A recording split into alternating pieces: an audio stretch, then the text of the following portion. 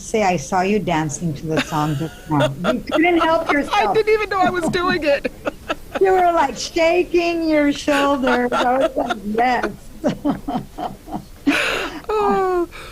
You know, this song reminds me of one of Good morning, everyone. My name is Pat Trudgeon. I'm the City Manager for the City of Roseville. Thank you for your patience in allowing us to get this set up this morning. So I will now introduce Police Chief Erica Scheider to talk more about the incident last night that occurred in Roseville. Yankee was very good at that. From the onset, he mixed the genres. So, which is another big trend which took hold and now is part of our musical reality. But this one... Good morning and thank you for being here today. I'm Erica Scheider, and I'm the chief here at the Roseville Police Department. We're here today to provide an update on the incident from last night that occurred in the 2900 block of West Owasso in Roseville. Thank you for your patience as we work through the night to gather the information for today's update. Here's a summary of last night's incident. On Tuesday, April 5th, at 7:30 p.m., a 911 caller reported hearing approximately 15 gunshots in the area of 2900 block of West Owasso. Several more callers reported additional shots being fired at homes, and one reported that the suspect had a scoped rifle. When our officers arrived in the area, they immediately came under fire, with continuous rifle rounds being fired at the officers and their squad cars. Officers were unable to determine where the shots were coming from because the suspect had taken up a concealed position in a wooded residential area. In the initial first minutes, a Roseville officer was struck in the face by gunfire from the suspect. Recognizing the seriousness of the injuries, his partners dragged him to safety, loaded him into a squad, and he was transported to a local hospital. Throughout the incident, dispatch continued to receive reports from residents reporting their house was being struck by gunfire from the suspect. Ramsey County Emergency Communications pushed out alerts to have people shelter in place. Ramsey County SWAT was paged out and additional resources were contacted. At 8:34 p.m., almost an hour later, a Roseville officer located the suspect outside of a nearby residence. A Roseville officer returned fire, and the suspect sustained a significant injury to his groin area. Officers immediately rendered first aid, and he was transported to a local hospital where he died a short time later. Listening to how things unfolded last night, I could not be prouder of the bravery and courage that was demonstrated by our officers. Knowing innocent lives were on the line, they ran to the threat and they did exactly what they were trained to do. All of this knowing that their partner had just been struck by gunfire. The suspect in this case fired approximately 100 rounds at officers and into homes in the area. Last night, each and every one of our officers who responded put their own lives on the line, and they went above and beyond the call of duty, knowing innocent lives were at stake. The quick thinking and heroic actions of our officers saved lives last night. Our thoughts are certainly with the injured officer and his family. We will not be releasing the name of the officer this morning, but I can tell you he's been with the Roseville Police Department for almost 3 years, and he is a well-respected, wonderful officer with our department. He is in stable condition, and we hope to learn more on his condition in the next few hours. Suspect in this case is a 43-year-old white male who lived in the area. His identity will be released following identification from the Ramsey County Medical Examiner's Office. Our department has had multiple mental health related calls with this individual, and we know there's going to be questions about that, and we'll be working to get that information out in the next couple of days. Our thoughts are also with the suspect's family this morning as they mourn and deal with their own loss. Our officers are dedicated to serving as guardians of our community and preserving life whenever possible. Unfortunately, our officers had to take deadly force action last night to protect lives in the immediate area. This is not taken lightly.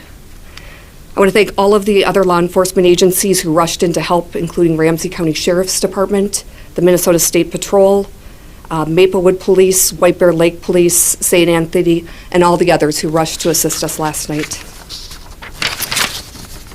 Lastly, I want to thank all of the members of our community who have reached out over the past 12 hours to offer support and their appreciation for our officers. This really is appreciated.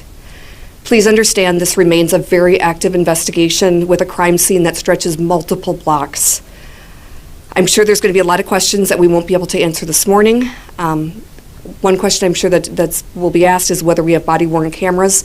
All of our officers have body-worn cameras, and that video has been turned over to the BCA. The Bureau of Criminal Apprehension will be the lead agency on the investigation, and many of the additional details will need to come from the BCA at a later time. With that, I will answer any questions that you might have. Chief, you can hear it in your voice. One of your officers shot in the face, but he's alive. Talking about his fellow officers that saved his life and he's only, he's alive. He shot. We are so grateful that the officer is doing okay. Anytime you have this serious of an injury in the face, obviously we all were very concerned. This certainly impacted all of our officers as they're all taking their own gunfire, trying to save one of their fellow officers, and also trying to protect the community. So this certainly impacted all of our officers that were involved last night. Any idea on a motive why this happened? Obviously, numerous multiple mental health calls, but beyond that. Yeah, we're still trying to figure out what the motive is and what exactly led up to this event, and we hope in the next few days we'll be able to release more information about those past calls involving this individual. How would you describe the scene when you guys arrived? It was a chaotic scene. It was over an hour of gunfire being fired at multiple different residences, different officers, different squad cars. So the BCA is going to be out, we know, for quite a bit of time processing that scene. Chief, can you put into context a little bit of maybe when was the last time you had contact with the suspect, or how many times and how many X amount of days? My understanding is there's about 15 past calls for service. I don't have the details on those today, but we will certainly work to get you that information as soon as we can. And we know that there's going to be a lot of questions about those, so in the next couple days we'll work to get that information out. Do you know when the last time was that your officers had contact? I don't have the specific time that they had contact, but I know that there were recent reports involving this individual. Chief, just to check on the age, I believe you said 43, but Elise said 53. I apologize, I believe it's 53 is correct. So from 7:30 to 8:30, were you looking for him? They didn't know where he was? Yeah, during this time that they were there was multiple shots being fired repeatedly. Then there would be a break in time, and the suspect was obviously moving, and so just because of the wooded area, because of the weather, because of the darkness, the officers were unable to locate him, but they could hear and literally feel and see the shots being fired at them and past them during that hour time frame. And you found a gun? The BCA is still processing the scene, and so I don't have that information on what's been recovered at the scene. It's a really large scene. It was a 3-block area with multiple rounds. Right now we believe around 100 rounds, so it's a complex scene, but we hope to have that information, and the BCA will hopefully be able to provide more information in the next couple of days. Do you know if any neighbors' homes or anyone nearby was hit?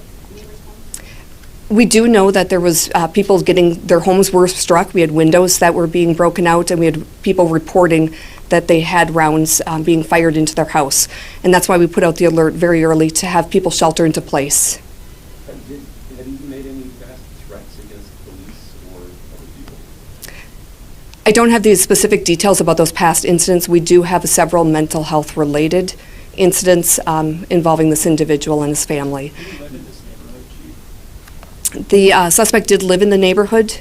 We'll be releasing the exact addresses and additional details in the next couple of days on that. Chief, were those 911 calls originally came in, was he out in the front yard firing? Was he firing from inside the house? Would you just provide a little light on that? So there were multiple different reports coming in from different people. We did have some that were able to see him. Some of them were just reporting gunfire in the area. They didn't know where the shots were coming from. We did have one person that reported that it was a rifle that they believed he possessed. So we do believe that the suspect during this time was moving around and not just in one stable position. Did this appear to be an ambush for police officers, or were they the target, or was it target determined as target?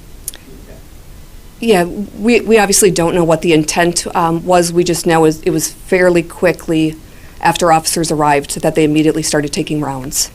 What kind of rifle? Hunting or rifle or assault rifle? Do you know? I don't have the details on the rifle. The Bureau of Criminal Apprehension will be processing the scene and collecting all of that evidence. And was it semi-automatic? I mean, was it rapid fire or single shot? Do you know? I don't have any details on the type of gun that was involved. The sound, though, of the gunfire. Yeah, I don't have those details, but we'll certainly work to get more information here in the next couple days. Where the suspect then was found exactly? Was it in a neighbor's yard? Was it near maybe where he lived? It was in one of the yards. I don't know specifically the address, but it was in that area. This, as I mentioned, it's about a 3-block crime scene location, and so I don't have the exact location to where he was to his residence when he was encountered by the officer. But it was in a residential yard, somebody's yard, he ended up being shot. Correct. This whole crime scene area took place in a residential neighborhood with multiple homes and families. So, Chief, I know that police rely on emergency medical as their partners. Does the fact that his colleagues scooped him up and put him in a squad car speak to the urgency of the situation? I mean, was it a life and death difference, but about those seconds they saved? Absolutely. Officers did a tremendous job recognizing that the officer needed to get to the hospital as soon as possible, especially being shot in the head. And so they immediately didn't waste any time in getting him loaded into a squad car and down to a hospital as soon as possible. Chief, you got 2 more? Yeah. Sure. Multiple agencies on the scene. Can you confirm today if it was a Roseville police officer that shot and killed the suspect? We know it was a Roseville officer that encountered the suspect, correct. But at this point, you don't know if the suspect killed himself or if he was shot by a police officer? Those are things that the Bureau of Criminal Apprehension will need to confirm once they've finished processing the scene. The BCA will be the ones that are processing that. They're still on the scene. We expect it to be a couple days of processing, and they would be the ones to recover the weapon at the scene. Thank you, everyone. We'll continue to provide additional information as we get that, and feel free to reach out to our contacts, and we'll be happy to provide the information as it becomes available. Thank you for being here.